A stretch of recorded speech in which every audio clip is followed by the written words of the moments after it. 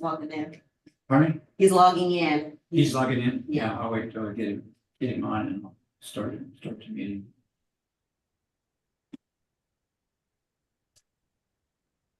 Okay, I see him. Okay, welcome to the meeting of the Beaufort County Board of Education Finance Committee meeting on May 16th, 2024. It's now 2:31 p.m. We're at the District Education Services Centers. We're in conference room E and we are online on Zoom. The meeting will be live streamed by the county channel. Are we on board with that? Yes. All right, great. Request for public comments. Participation was accepted between 1 and 1:30 by sending an email to Robin Christenberry. Have we got anything? No. Okay, so committee members present, myself and Mr. Earl Campbell. And Elizabeth's on. Elizabeth is now on. So we have a full meeting. The meeting is called to order and the Pledge of Allegiance is next. Please stand for the Pledge of Allegiance. I pledge allegiance to the flag of the United States of America and to the republic for which it stands, one nation, God, visible, indivisible, with liberty and justice for all. Hey, first item on the agenda is approval of the agenda. Do I have a motion to approve the agenda? I will approve the agenda. All right. Seconded. Moved by Mr. Campbell, seconded by Ms. Hay to approve the agenda. Any discussion? Hearing none. All those in favor signify by saying aye. Aye. Hey, aye. Campbell, Good. aye. That motion carries unanimously. Next item on the agenda is public comments, and we have no public comments. Next item is approval of the April 11th, 2024 committee meeting minutes. So move, Mr. Chair. Okay, Mr. Campbell made the motion Seconded. and Ms. Hayes seconded. Any discussion on the committee meeting minutes? Hearing none. All those in favor signify by saying aye. Aye. Campbell, Hey, aye. aye. Got it. We're just moving right along. The next item is the monthly Board of Education budget. There it is. And summation of travel out of state, we're at 66% expended. Meeting stipend, we are at 41.6% expended. Tech services, printing, and so on, we're at 44.8%. And travel, local at 29% and travel state at 39%. So any questions on the board budget? No, I don't have any. I did not have any. Okay. Dina, do you have any questions on the board budget? No, I do not. Thank you. Hey, how about Carlton? Do you have any questions?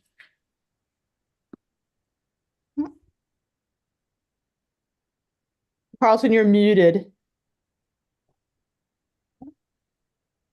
No. He just texted. No. All right. Okay. I have a question for Ms. Christenberry. You are getting some new computers for a couple of us. Is that going to come out of this budget? Looks Yes. like we have the Yes. necessary funds to do Yes. that. Yes, sir. Is there any other funds? Because we're gonna be under budget considerably by the end of the fiscal year. Are there any other board-related funds that we can pay early or pay off or use the unexpended funds? Because if not, I want to turn it back to Ms. Crosby. You have 3 years worth of county channel. They have sent the invoices in for the last 3 years because of what was going on over there. We had not been billed. So we have 2 years in the current year. So that is a considerable amount. Considerable amount. So Okay, we're not giving you anything. So we won't be, we won't be giving that back. Okay, We also have the spring portion of the audit. So we always have pre-audit services that are performed in the month of May, and they've already emailed us this week. So they are working on next year or the current year's audit. Okay, So there will be probably another $5,000 to $10,000 in audit services to be expended this year. okay, okay, We also have to pay for what's coming out that I have an invoice sitting for was the referendum. That's another $25,000 that is coming out. okay, This Wow. will be election. The election cost. okay. All right, We received a bill. Yes. maybe we could give some money to somebody else, but that doesn't mean we're giving any money to anybody. Okay. All was very. Yes. Thoughts here. All right, get credit for their thoughts. The 2024, March 2024 transparency report, all 85 pages. Is there any questions by our committee members? Ms. Hay, do you have any questions on that? I do not at this time. Okay. Mr. Campbell, do you have any questions on No, that? I don't. Thank you. Okay. Dr. Gloss, do you have any questions on that? No. Mr. Dallas, how about you? No, sir. Thank you. I do. I have questions. Page 36.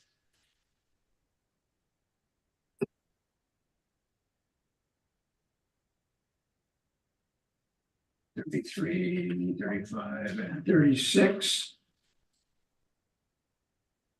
I go through and I look at the final payments for employee expenses. And, most of them are $20, $30, $40, and so on. But on January, February, March 22nd, 2024, we had a $1,483 employee expense paid back. See where I found that. Yeah, there it is. Employee reimbursement, final payment for employee expense. Special revenue federal. That's yours, Denise. That is mine. That is a reimbursement for travel at one of our private schools that participate in Title II. Okay. All right. She went to technology. Okay. Thank you. Page number 40.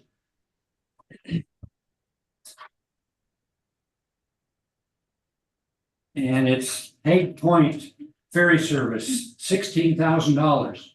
Mhm. Is that what we're going to expect by month? Yes, sir. That's what we're contracted for. That's what we're We're contracted contracted for, and it's approximately $150 per year or a little over 150 a month, $16,000. And that does what? What does that transport? That transports students over to the high school? And it transports to and from? And does it transport any teachers? No, I don't believe so. Okay, so this is pure students, Yes.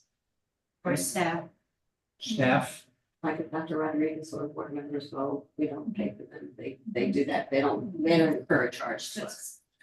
Okay, all right, good. Page 47. And I'm not going to read the name, but payroll run warrant. I assume this is a federal or state warrant to pay off somebody. This is page 47, payroll run warrant.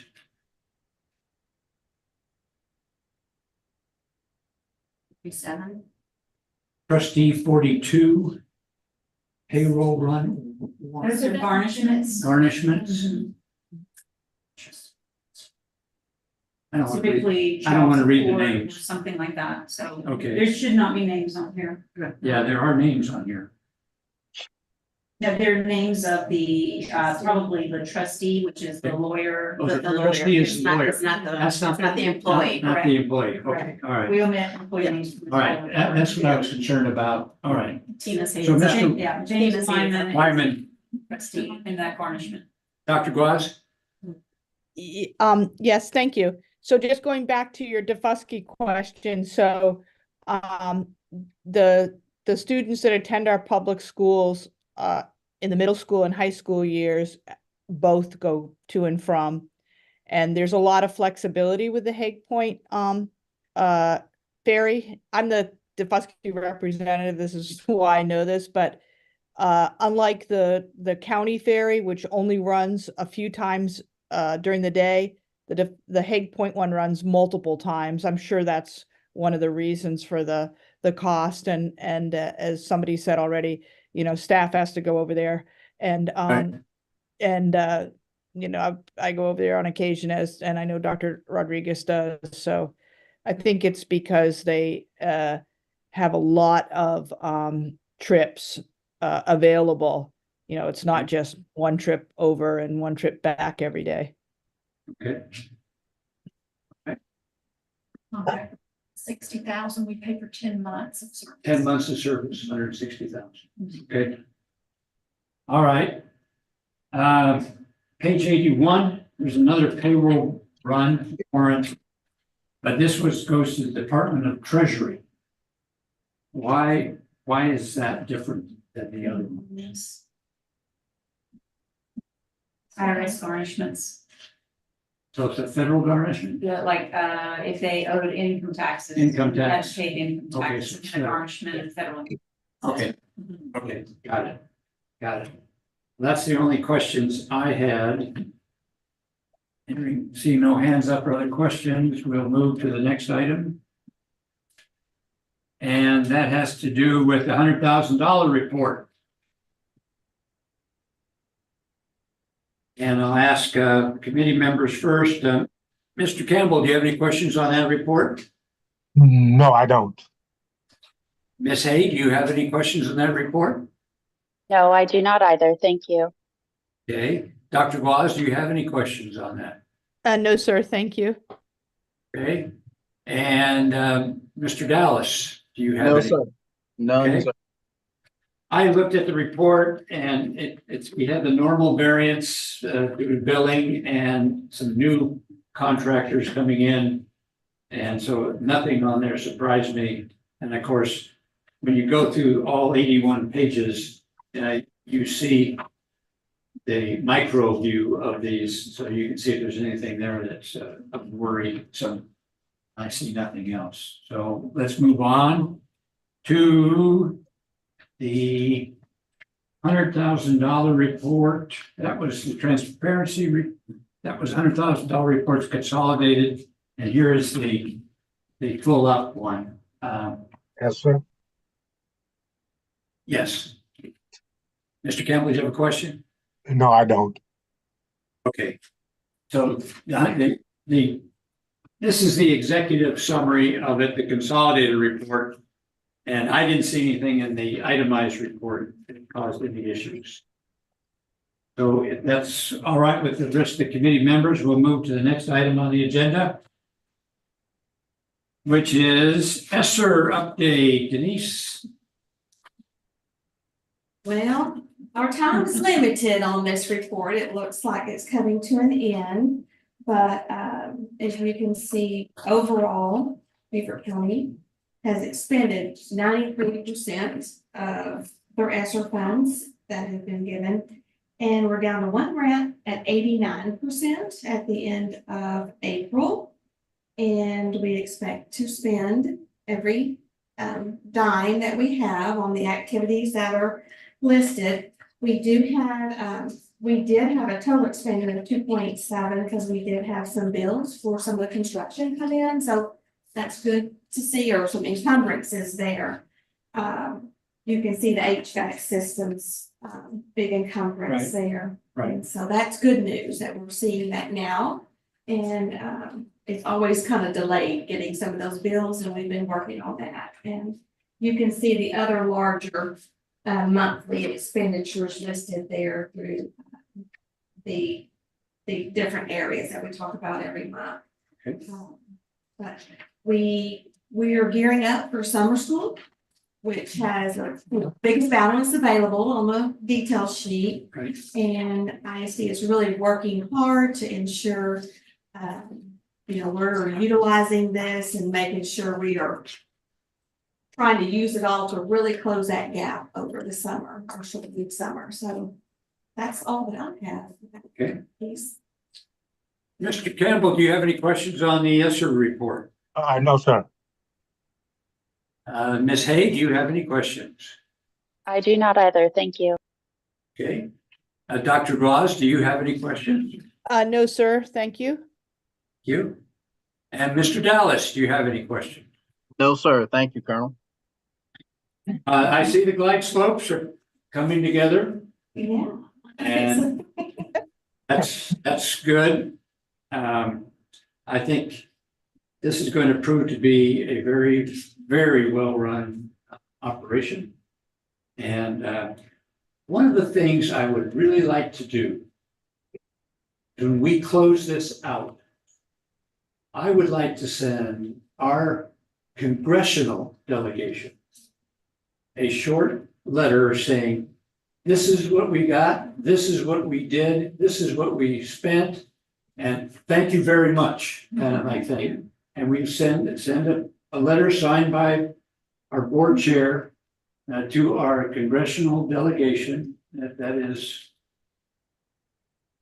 probably whoever is going to be the District 1 winner, and our state senators, and give them a thank.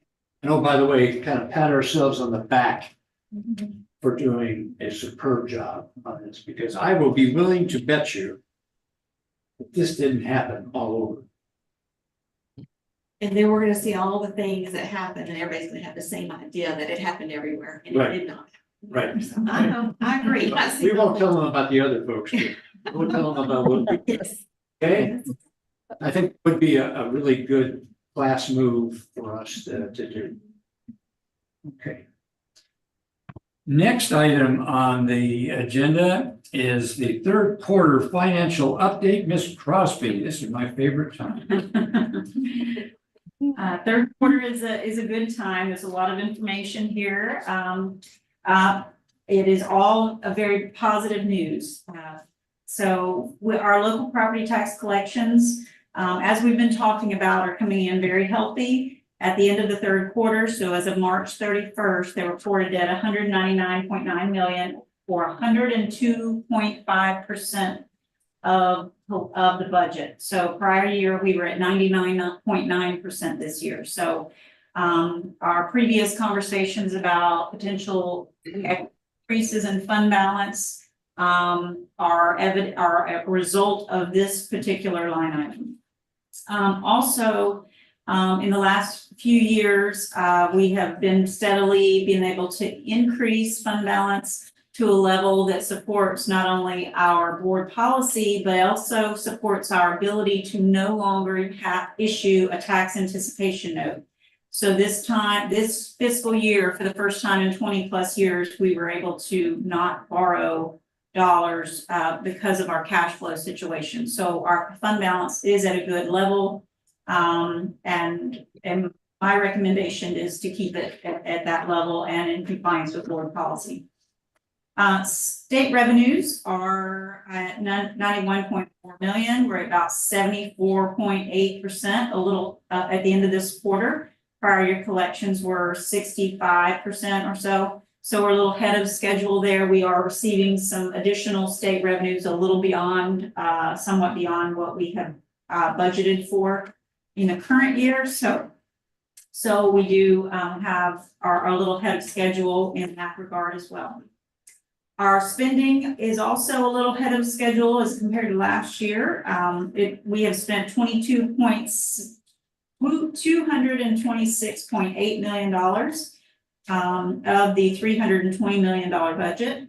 80% of those costs are payroll, so we still have a number of payrolls to go, including the summer months. So keep in mind that unlike most entities, school districts are unique in that we accrue teachers' first paycheck is typically in the middle of August. So that means the last 2 or 3 paychecks end up being paid out in July and August and are accrued back to the previous year, fiscal year. So there's a number, at least typically 3 payrolls in the summer that are accrued back. So just because we're not, so we may just need to keep that in mind as those percentages progress. So with that, we'll talk about special revenue funds. So as and this correlates directly to ESSER, our special revenue expenditures are reported at 52% of the budget as of the end of this year. Prior year expenditures were 67.8. The reason for that decrease in spending is that we're phasing out as we go through near the expiration of ESSER funds, which are September 30th. So those programs are kind of trending downward, and there's a decrease in activity as we near that date. ESSER expenditures, we did, as Ms. Matson mentioned, there was a large capital project expenditure for HVAC. So that shows that, we're trending downward in the remaining balance there. So not only in general fund tax collections, but in debt service, we also have a healthy amount of property taxes that have been collected. We're at 101.6% of budget. Prior year was at 100%, 100.2%. So the variance is due to stronger tax collections that we have been anticipating the last few months since seeing the January and February collections. There was also some unusual transactions that hit this year, and that's because of the SCAGO installment purchase revenue bond. So if you recall, we paid off, I think the total amount of everything was 14 million, but there's some $12.6 million transfers. We paid fronted funds from the general fund that were transferred out from debt service. And then you will see some transfers in and out of the general fund and the debt service fund that correlate directly to that payoff.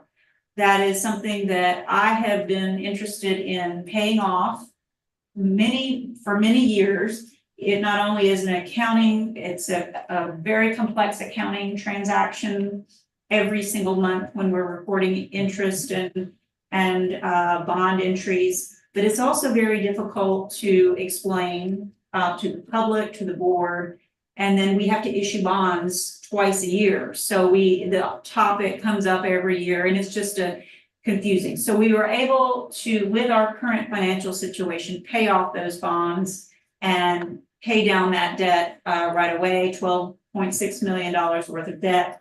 And so it also saved taxpayers $833,000. So it was a huge benefit to the district. And I am thrilled that we will no longer have that bond.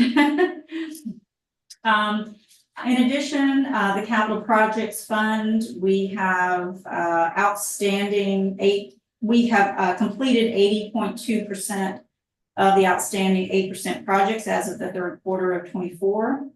And referendum projects are 99.3% paid and encumbered as of March 31st. So those projects too are winding down as we near the beginnings, as we begin our 2023 referendum. Capital projects do appear to be down this year compared to the prior year. And the reason for that is many of the major projects were completed last year. And now we're wrapping up the final work that has to be done, some of the major project and working on some of the smaller ones. So those are being closed out, and that is the reasoning for the decline in the total expenditures in the fiscal year. So, and that concludes my presentation. I'll be happy to take any questions. Ms. Hay, do you have any questions? I do not at this time. Thank you, Tanya, as always, for your great work. Thank you. Mr. Dallas, do you have any questions? He's not, he had to leave for a moment. Okay. Earl. Mr. Campbell, do you have any questions? No, I don't. Very good job, Ms. Crosby. Thank you. Dr. Gloss, do you have any questions? No, I concur with my colleagues. It's always well presented. Appreciate that. Okay. I have some questions. First question is, if. Hey, somebody else have something? Okay, the first question is, given our financial situation, when will we get our next credit rating update from Moody's?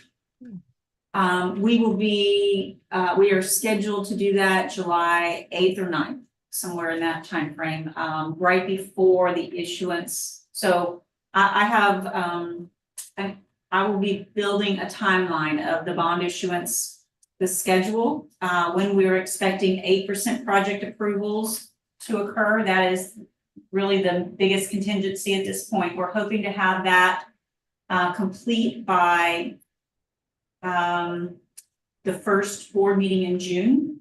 And then we plan to come to the finance committee in June, bring additional bond information, resolutions that we may have June 25th to actually vote on the bond resolutions. And then immediately following that, we're already tentatively planning on July 8th, 9th, Monday, Tuesday, to do a Moody's rating, Moody's and a Standard & Poor's. So one will be one day, one will be the next. You're gonna have a telephonic, like we did last? Yes. I would like to attend that. Yes, sir. I'd like to hear what they're saying now about our financial situation as compared to 4 years ago. 5 years ago. Do you have any idea or tracking of our current slippage numbers? One thing that regarding slippage is we did take a large slippage reduction in our budget this year. And this year of all years, we've seen, I have noticed, and I feel like it's been the case, we have had more employment this year than past year. That's good. So I don't foresee a large variance there. What variance we do have is probably going to be offsetting mid-year hires that may have been higher than what was originally budgeted. Oh, yeah. We Yeah. haven't had any mid-year position increase. It's just been kind of offsetting those things. So I would say for us, we're gonna probably be, we may have a couple $100,000, $500,000 in slippage, but those costs are pretty much on par based on the fact that we took such a deep reduction to our budget last year. Right. I'm going to add to that too. In the area of special education, although we see, typically more vacancies than the regular ed classroom, we see a lot of contractual services as a supplement to that. So, or alternative to that. So we constantly transfer money from salaries and benefits over to contractual services so that we're able to provide services to students that are mandated. So even though we have vacancies, we don't have a lot of slippage because we're moving it to a contracted service. So as you mentioned, we took $3 million out of the budget for the current year when we built it a year ago and used that for slippage. So, our budget is very tight this year. Our projection is that we're going to spend, our latest projection was that we would have saved maybe $50,000, something very, very small. So we are tight, and we all are very aware of that and watching our expenses very closely right now. Okay. And we should see, based on what you said, we should see, even though other than special education, we should see a decrease in what we spent for our substitute teachers coming in. Have we seen that? Well, there's variables to that. So we have various forms of substitutes. So just because you have a sub come in and fill in for, you still have the cost of that teacher for that day because they're filling in. So other than our contracted employees that came in that are truly contracted, a 1-for-1 swap, you're still going to incur that overhead of the payroll and the cost of the subs. So you would think that, but it doesn't align, building. When you do closeout, I would love to see that ratio. Because if we are giving incentives to our teachers not to take every Friday off, so that we can, so we have to hire a sub, then our sub budget should decrease. If we're not, then we still got teachers who are taking too many Fridays off. And so that's what I'm looking for. I mean, technically, that's information that should come out of the human resource area. I And understand, we can But put you the can- numbers but you behind can look it, at the but, numbers. yeah, but and then I can ask the human resources folks, okay, explain the numbers. Okay? gotcha. Next item that I'd like to talk about, now you explained the debt service, fund balance, and I got that. You know, I had a question on that, but your explanation on the, bonding, issue that you mentioned. But I have a question about pupil activity fund. Mhm. Right now, Hilton Head High School has over $500,000, $565,000. Bluffton High has $457,000. May River has $206,000. Beaufort High, Beaufort High 206, Whale Branch 101, and Battery Creek 90. Well, Battery Creek's getting better, and that's good. But Hilton Head High School, $500,000 sitting there in a pupil activity fund. Do we need to have a little sit down with the principal or with the student government to say, you know, keeping that kind of balance is nice, you're getting, you know, you're not getting any interest, we are. But shouldn't there something that you should be spending that on? That seems to be a bit excessive. Yes, I have had some conversations recently with Mr. Shidrich, and I would like to continue to have those conversations, but also to wait another month or so. Prom expenses and graduation are going to be some relatively big. Income has come in at this point, but the expenses haven't necessarily gone out in Okay. March because many of the proms are in April and May. Yeah. So that's a big expense in that period of time.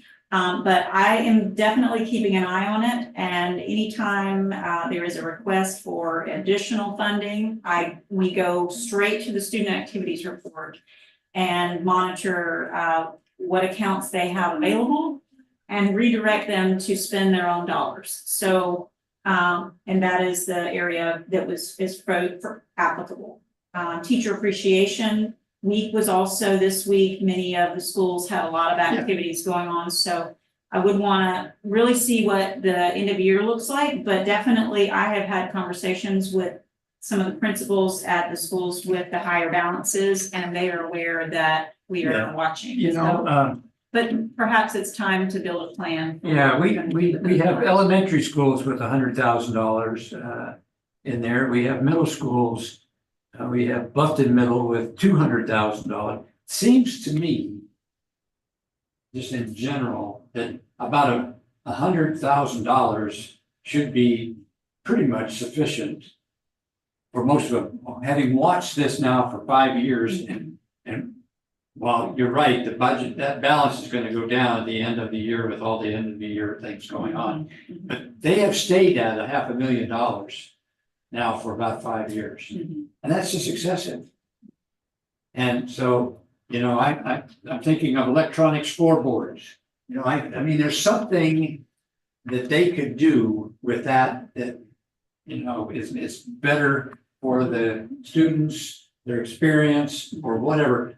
Hire a rock band to come in and give a concert. I mean, do something, but having that kind of money sitting there is kind of worrisome to me. And also, what I get from Whale Branch and from Battery Creek is, well, they're all rich and we're poor here. What's going on? Well, you know,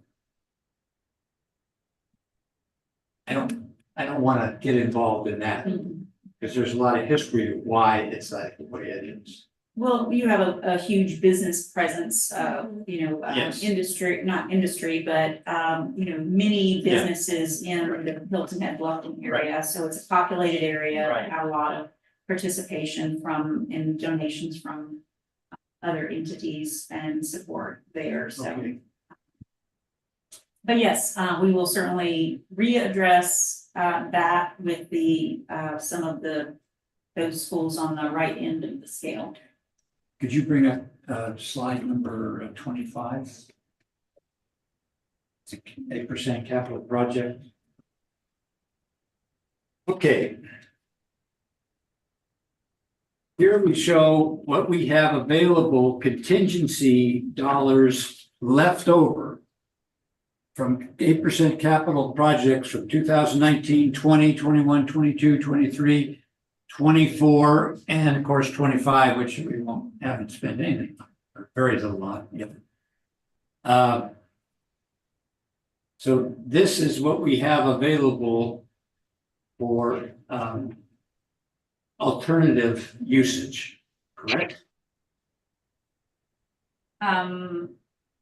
Alternative usage, you mean some of the other projects, so they, I would say the top, the 2019, 2020, and 21 can be closed out by June 30th of this year. Okay. Most of them are either in project contingency or have a small amount. In 2020, there's a small amount of interactive whiteboard displays that I have already sent an email to technology, and I said, make sure you finalize your spending on this category, because there's always a need for something on an interactive whiteboard. So by June 30th, we should be able to, we will be closing out 2019, 2020, and 22. okay, 23 has some additional spending, so we will be monitoring the amounts in that and what categories the spending is remaining in. We have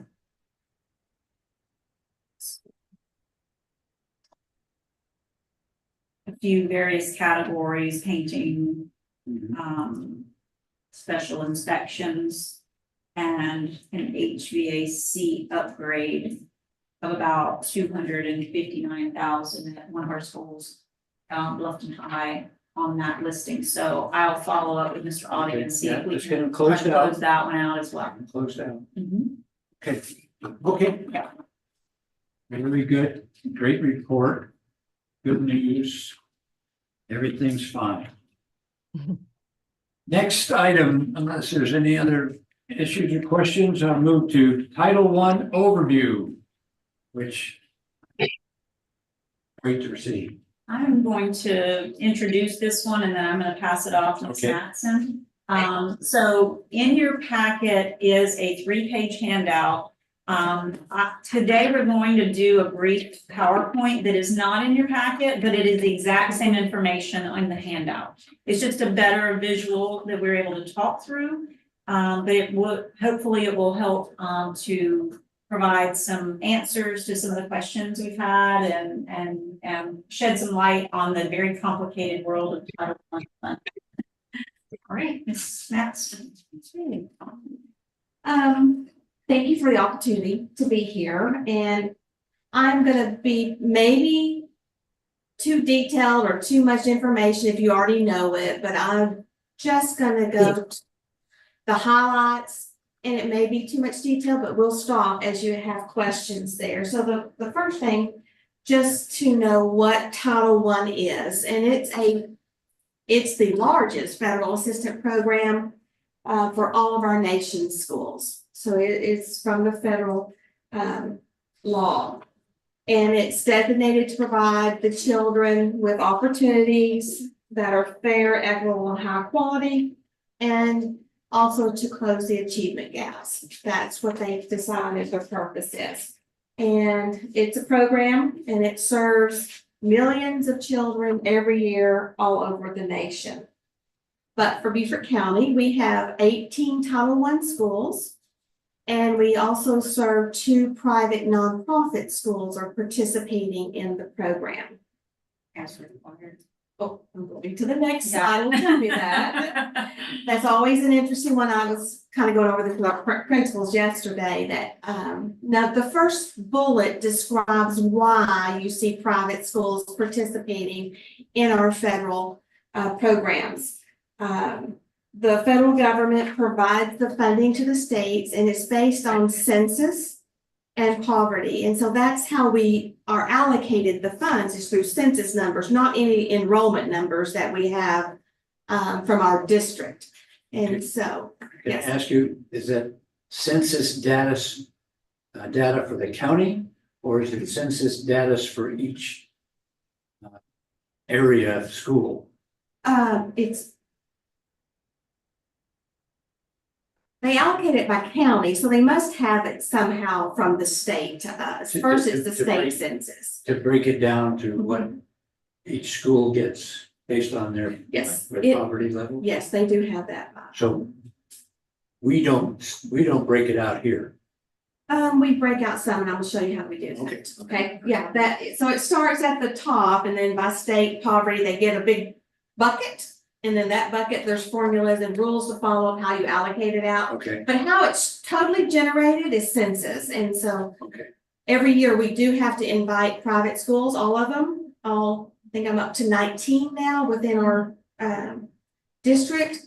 And let them know what they are and do they want to participate. And And what are the two schools then? the two schools currently this year is St. Peter's Catholic School and the Complete Student, which is in Port Royal. Last year, St. Gregory usually did, but they did not have qualifying students this year, which is a Catholic school. We have a request for 4 more next year to come on just in Title I. We currently serve 8 schools in Title II for us, and so it's like having another program with them. And the other thing is when you ask that thing on our transparency, funding does not go to the school. It's services we provide to their teachers and their identified students there. So we did have to reimburse a teacher directly for her travel. It never goes to the private school. The federal funds does not. So that's how it works. And that's why, and it's been in the law since 1964. So private schools have always been a part of this. I am seeing more information coming from the USDE through the private school department to private schools to know more about it too. So I think that's why the interest is more of them are saying yes here. And we have great relationships with them and working it there because at some point their student may be ours, and so that's how I kind of think, well, that might be our child one of these days. So I want them to.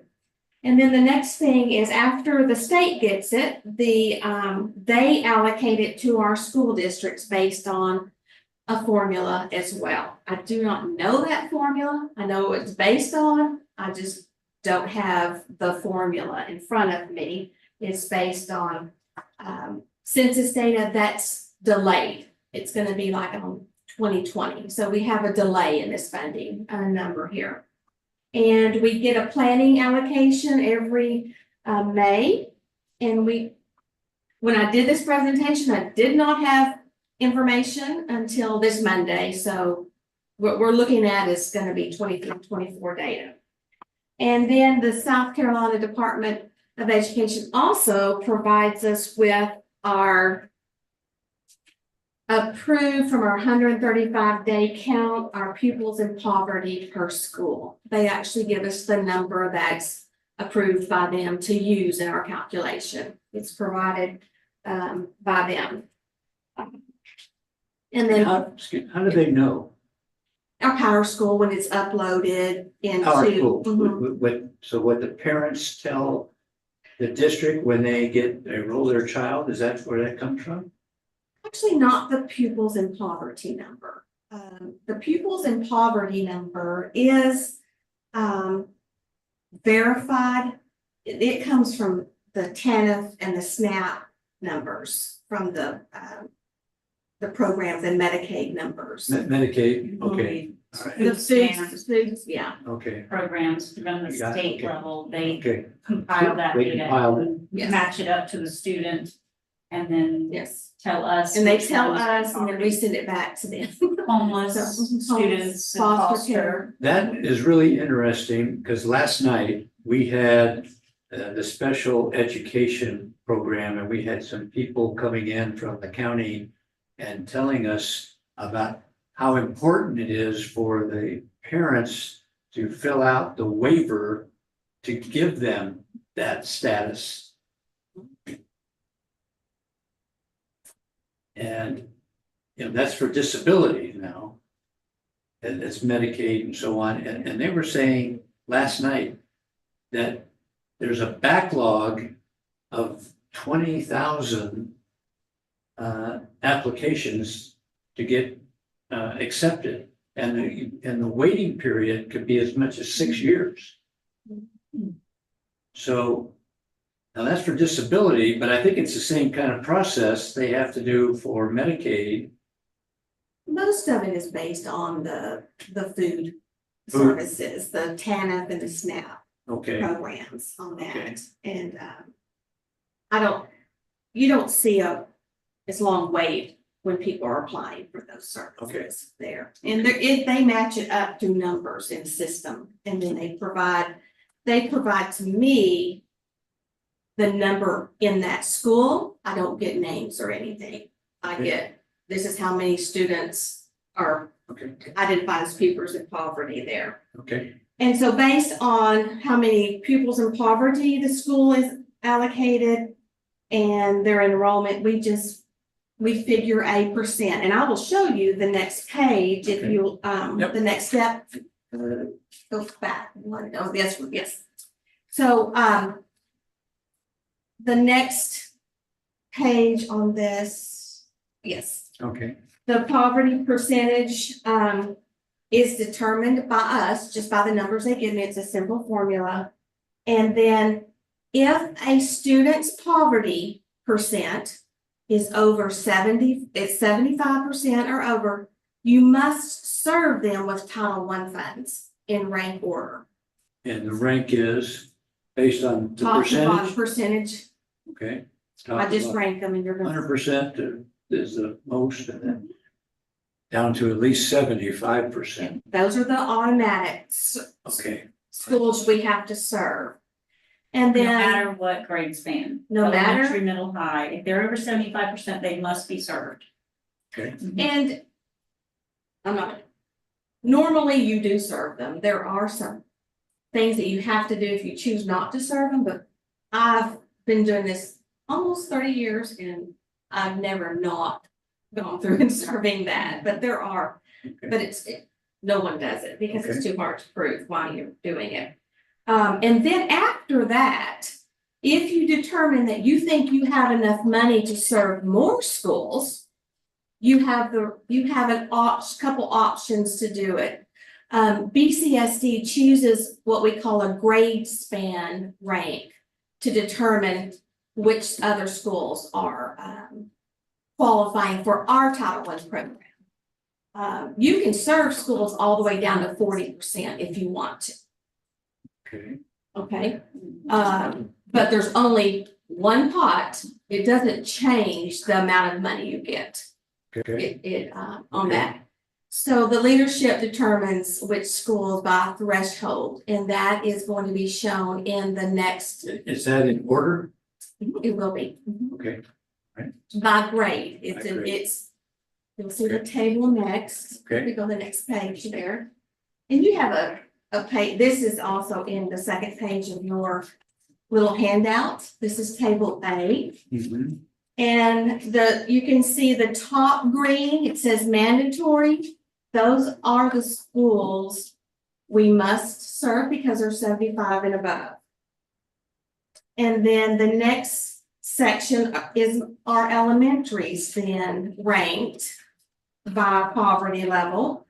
You can see that how under grade span rank, I put GSE 01, that's grade span elementary first, grade span elementary 2, and you can see how these numbers are ranked.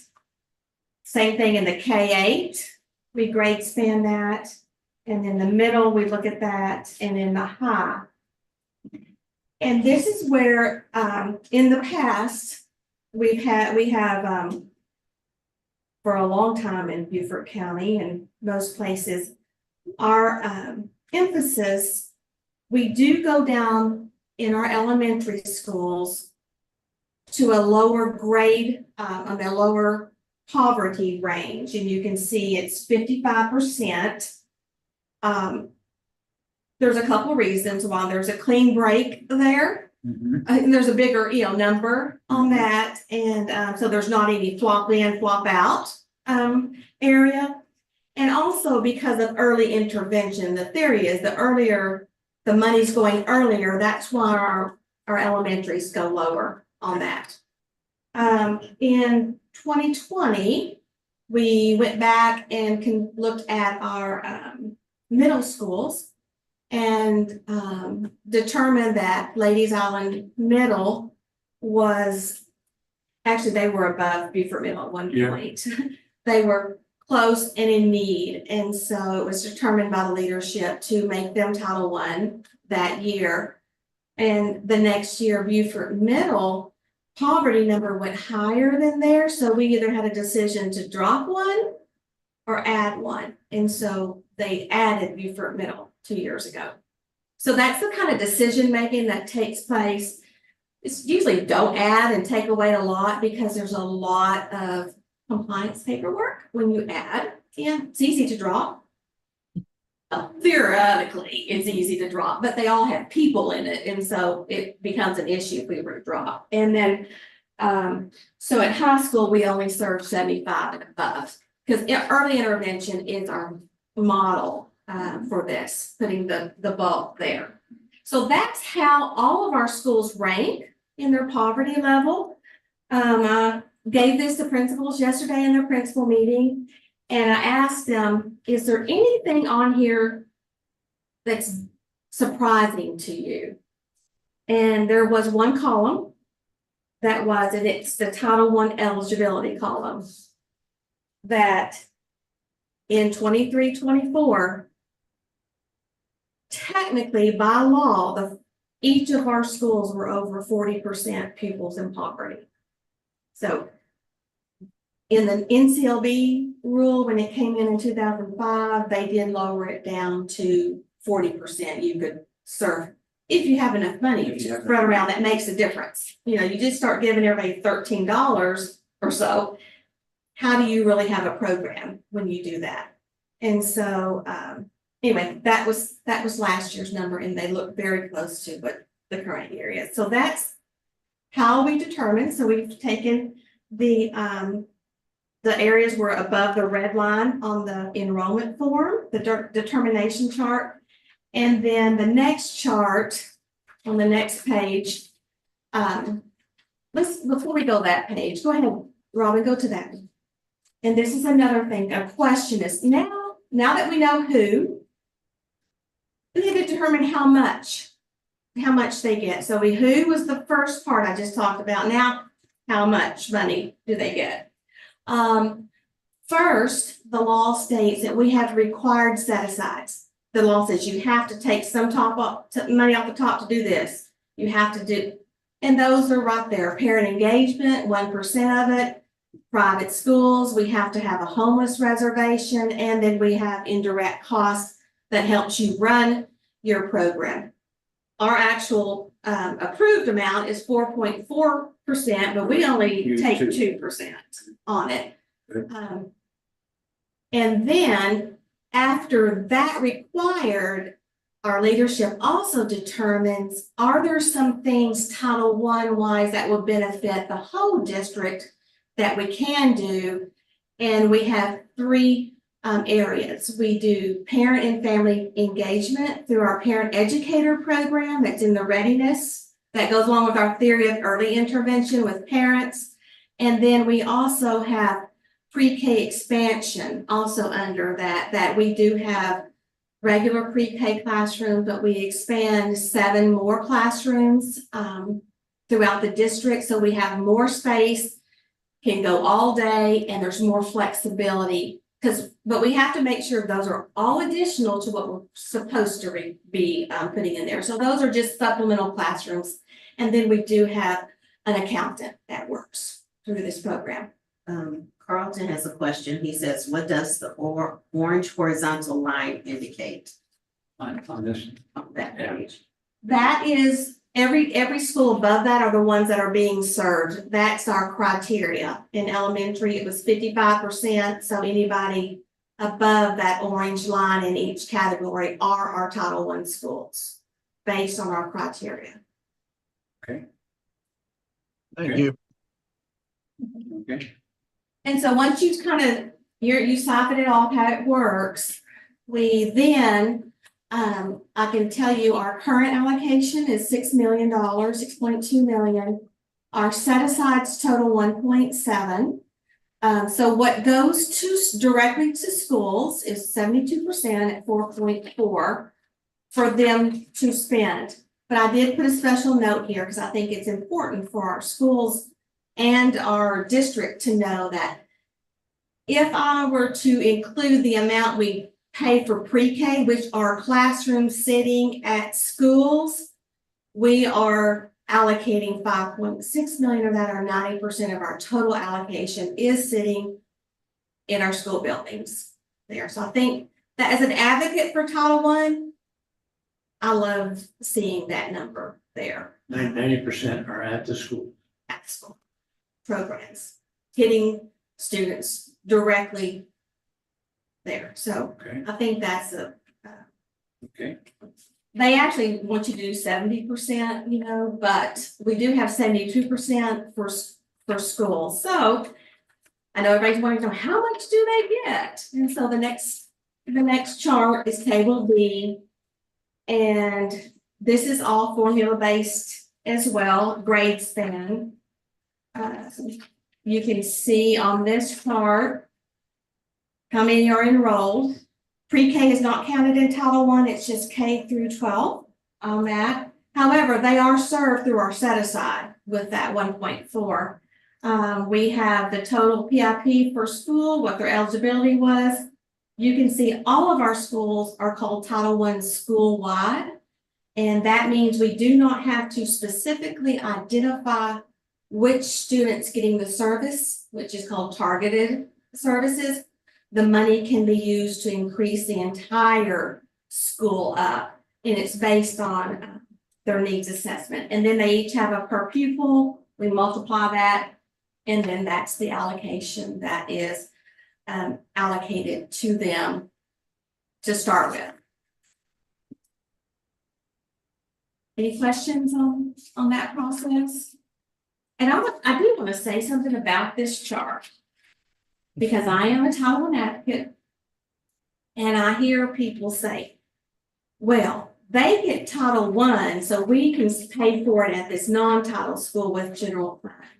That is not allowed, because you have to ensure that each of these schools get the same amount as everyone else does first. And then Title I is on top. okay, so it's not, it's It's not a supplement. it's not subsidized, it is a supplement, Yes. got it.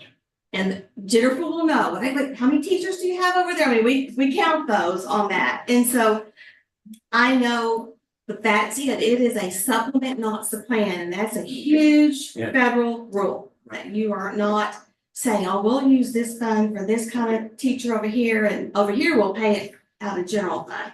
Can't do that. That's why our formula for staffing is so important. On the general fund operations. Yes, they all affect. That's why we have a staffing formula. Yes. We're building the general fund budget.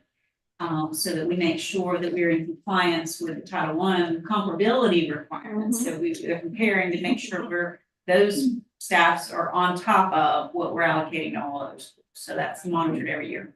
Okay. Mr. Campbell, do you have any questions? No, sir, I don't. Ms. Hay, do you have any questions? No, sir, I do not. Thank you. Mr. Dallas, do you have any questions? No, sir. Very informative presentation. I appreciate it. And Dr. Gloss, do you have any questions? Not at this time, thank you. I have a couple questions. So St. Helena Elementary gets $255,080. What can they spend that on? Okay, that's just last page of this presentation, so you're leading right into it. They must develop. These are just funds that support the activities in their school-wide program plan. Their school renewal plan is very important. So they have to show a need in their needs assessment. And then they have to show it as what this money is going to a goal in their school renewal plan. So it is, most of it is staff, an extra staff. Some have a parent liaison with it. I mean, whatever the need that they've determined is how they spend it. And every one of those activities, and there's probably over 400, they do a budget sheet and tell me what they're going to do with it. I then put it in the grant, and then those activities get approved by the State Department. And those are the activities that are approved for them to do. And so they can buy additional supplies, they can buy, they can have parent meetings, extra staff. St. Helena has an extra instructional coach that her teachers need that. So that's how they choose to build teacher quality for that. It's something above and beyond that they need because 90% of their students are in need, and it's based on the concentration of that school. Okay. Now, your third bullet says that there's some accountability. So what kind of reports do we get from each of these schools saying, okay, I spent $255,000, and because I spent that amount of money, my achievement went or did not go, or what? I mean, how are we tracking what this money buys? Well, we do track what it buys. It buys the people, but I'm talking about outcomes, achievement outcomes. Because it's attached to their school renewal plan. Those are the numbers, that's their evaluation plan. Because it's school-wide, all their funds and should be using to build that. Yes. So it's based on their school goals, if it's successful on how they're doing.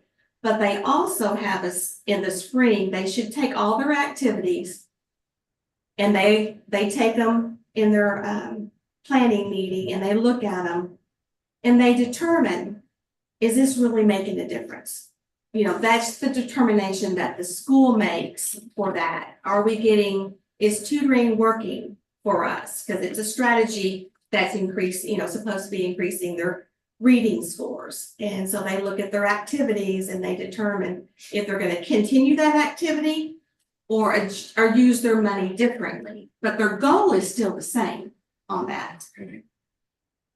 So let me ask you, if you were to compare St. Helena Elementary that gets $255,000 versus Coosaw Elementary that gets zero additional, since they both have the same base, and one school is getting $255,000, then I would assume that I would see hopefully growth at Coosaw every year because they made their plan, but I should see more growth because I'm spending another $255,000 at St. Helena Elementary. Have we done that kind of see of what return on investment we've had? Probably not. And the thing is, it might take, this is the Denise opinion, okay? And I understand, I do know that there's a lot of looking at title funds nationally. In fact, one body of Congress put 0 going forward on it, okay, because of this, what you're asking here. And I think it's a great question. And that's why it's important to hold the schools accountable for their scores, in Denise's opinion. But because of the needs may be different in a concentrated school of poverty and needs like St. Helena, it may take that 252,000 to just maintain same growth. Maybe. I mean, that's just a thought there, but that doesn't, I'm not standing on that, but I'm just saying because of the additional needs and it's such a huge concentration in the school versus some that have a smaller area of students that come there. So I don't know if that's exactly true, but that's what people will tell me when I ask that same question.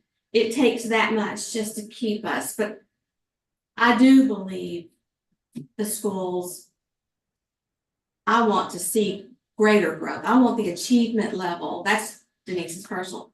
We can grow all we want, but if we're not achieving, the students still are out in the world not being able to compete there. Carlton's hands up. Carlton, Yes, sir, Colonel. I'd like to tag on to your line of questioning, which I think is absolutely appropriate and really necessary. I understand what Ms. Madison is saying about the difference in schools and the concentration percentages of Title I students. But have we looked at the same school year after year to see if the programs that have been implemented are showing some type of incremental improvement in that same set of students, basically? have we done a trend analysis? Yes.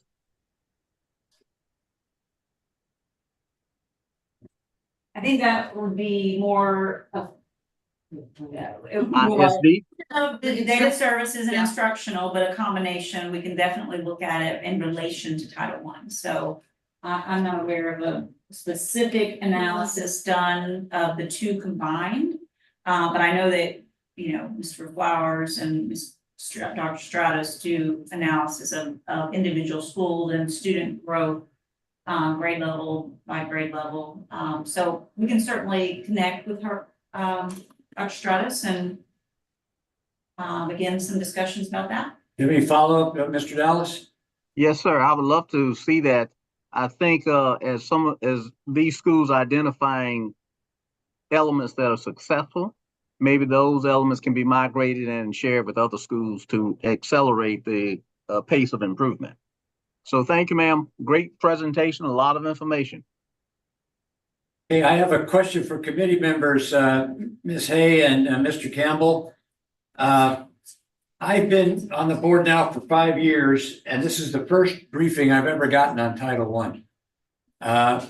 I would see if you would recommend that we include this report in the Finance Committee report on Tuesday, or whether you think we should hold this in abeyance for a work session for a little more in-depth instruction or discussion. I think a work session would be better because you don't know how many questions board members going to have. I think a work session would be fine. Okay. What do you think, Ms. Hay? I understand both schools of thought on this one. I would say to go ahead and have it presented at the board meeting just so it lays the groundwork for a future work session. Okay. Dr. Gloss, do you have any opinion on this? No, I think both Elizabeth and Earl are right. I would do both. I would have it on the committee report for Tuesday and then more in depth work session, because our work session's not till August. Oh, okay. Yeah. That's fine. But I agree, Earl, that it would be good for a work session discussion. Yeah. Because I think it's going to be a lot of questions. Yeah, exactly. Yes, I feel this would, go ahead and let people prime them essentially for the conversation, but also, let them marinate or simmer on any questions that they might have before the work session. Okay, that's fine. Okay, well, I will ask Denise if you'll give this briefing at Tuesday night as part of the Operations Committee report. And basically what we'll say is, this is introduction. These are the facts. These are facts. This is introduction, but there needs to be more extensive conversation at a future work session. Okay? Okay, wonderful, and thank you. As always, very, very, very well done. Very well done. Okay. Next item on the agenda is grant authorization memo. This is mine too. This is this is a yearly Yeah, thing that we do. It's just to authorize your superintendent that he can apply for or designate someone else to sign for grants. okay. And federal, state, local, or any foundation grant applications or cooperative agreements. It's So this is both for the grant and the E-rate authorization, so we'll have a motion to accept both. It's only one. Only one? Yeah, I can brief summary on the E-rate, it's separate. Okay, so that is for the OS7. Is that the one that we need? Okay. All right, so that'll be a motion that I'll read at the meeting on Tuesday. And then you're gonna talk about E-rate funding. Yes, sir.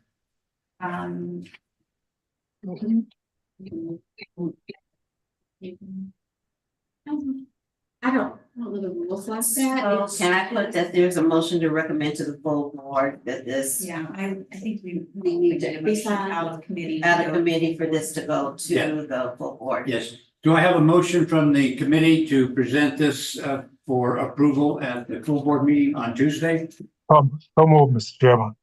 Okay, thank you. Ms. Hay, would you second that? Seconded? Thank you. Any further discussion? Hearing none, all those in favor signify by saying aye. Aye. Campbell, aye. Hey, aye. Okay. Let's go to E-rate. E-rate, yes. So this also is an annual approval that we come forward before you each year. It is required of the federal E-rate program. And just, I always have to remind myself exactly what E-rate is each year. And so I always like to give a brief summary. Okay, Basically, this is a program of the Federal Communication Commission. So E-rate is a program that makes telecom services and internet services more affordable to schools and libraries specifically. So we have applied for and received E-rate grants every year since the program's inception in 1998. This request is for Category 1 services, which is data transmission and internet access. So you're going to see a Hargray service provider. There are Category 2 services. We're not applying for that today, but those would be more like the wiring and infrastructure in a building to allow that transmission to occur.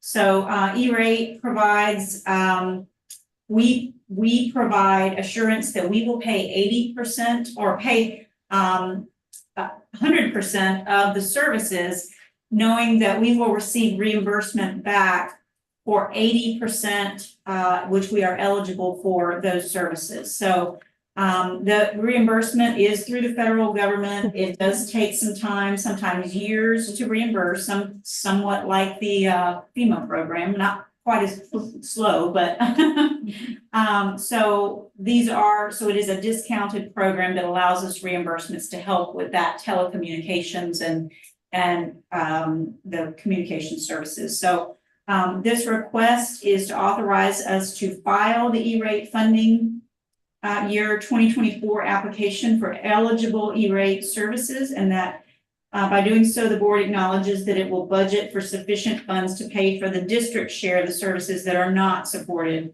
and paid for by E-rate. So we'd like a motion also from the committee as well to move forward to the full board as well. do I have a motion to do that? So move, Mr. Chairman. Seconded? Been moved and seconded to move that the County Board of Education authorize the filing of E-rate funding year 2024 applications for eligible E-rate Category 1 services, and that by doing so, the board acknowledges that it will budget for sufficient funds to pay for the district share of the services that are not supported by the E-rate program. Any discussion? None. Hearing none, all those in favor signify by saying aye. Aye. Camp five. Hey, I. Motion carries. Okay. Next is future topics. Ms. Hay, do you have any future topics? I do not at this time. Thank you. You, Um, Mr. Campbell? No, sir, I don't. Okay. Dr. Gauze, do you have any? No. Okay. Mr. Dallas, do you have any? Not at this time, sir. Thank you for asking. Thank you. Ms. Crosby? Yes, sir. I have 4 additional items for the next agenda, the June agenda, beyond what our standard reports are. The first is we're going to have a couple of bond resolutions, and in our next meeting, I'll provide a timeline of events of our both what we propose, project our 8% project approvals to be, and then so on when the bond resolutions will come before the board, as well as when the credit ratings happen and when the bonds actually, the closing dates of the bonds, which will end up in somewhere in July or August. So also OE5, operational expectation 5 is a monitoring report for financial planning that is related to the budget. And so even though we will have not gone through all readings of county council, I believe that we can provide a report that will provide a response to the required board policies on that date. Third is food service, the community eligibility program. We talked about that a little bit last meeting. We do have to make a decision on any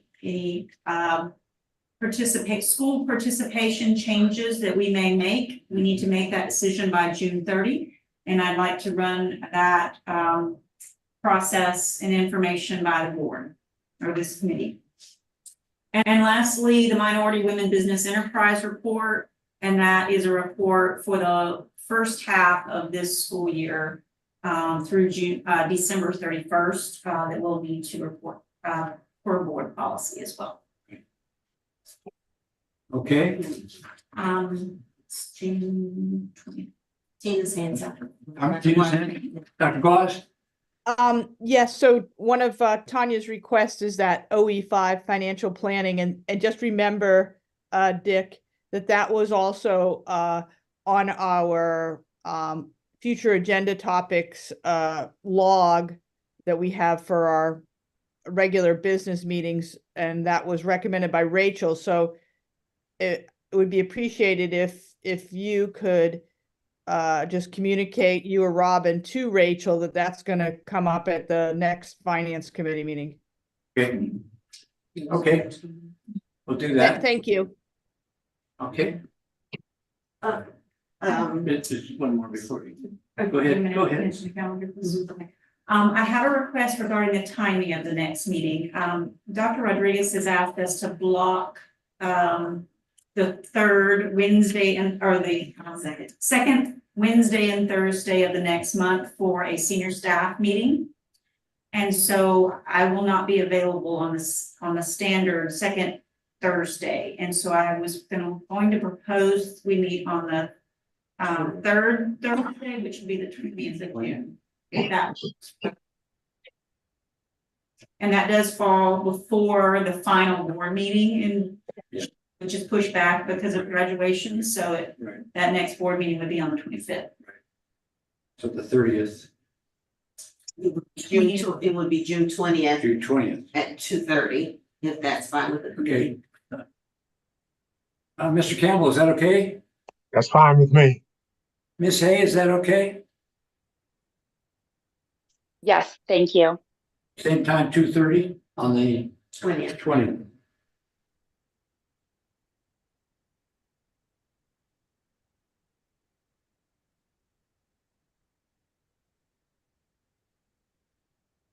Yeah. Okay. Here, we have completed our agenda, and by unanimous consent, unless there's objection, I'd like to adjourn the meeting. So move, Mr. Chair. Okay, all right, fine. Thank you very much. Thank Thanks, you. everybody. Bye. Good meeting. Yeah, excellent. Bye.